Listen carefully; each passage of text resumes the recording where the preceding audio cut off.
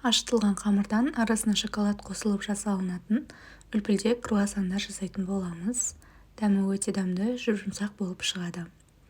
Ең алдымен жылы сүтіміздің үстіне қантымызды, тұзымызды, жұмыртқамызды және сары майымызды, ашытқымызды салып жақсылап араластырып аламыз. Одан кейін ұнымызды салып отырып, бірінші қасықпен, одан кейін қолдың көмегімен жақсылап қолға жабыспайтын қамыр илеп 1,5 сағатқа көтерілуге қоямыз. Көтерілген қамырды екі жағына ұн сеуіп, жақсылап қатты жұқа емес қылып, видеодағыдай қылып жайып шығамыз. Одан кейін осылайынан пышақтың көмегімен бөліп шығып, ортасына шоколад салып, круассанның формасын жасап шығатын боламыз.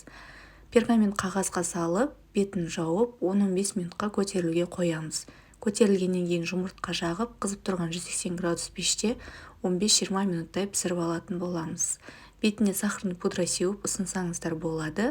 Мини қылып жасасаңыздар да болады. Мен үлкен қылып жасадым. Өз қалауларыңыз бойынша жасап көріңіздер. Ас болсын.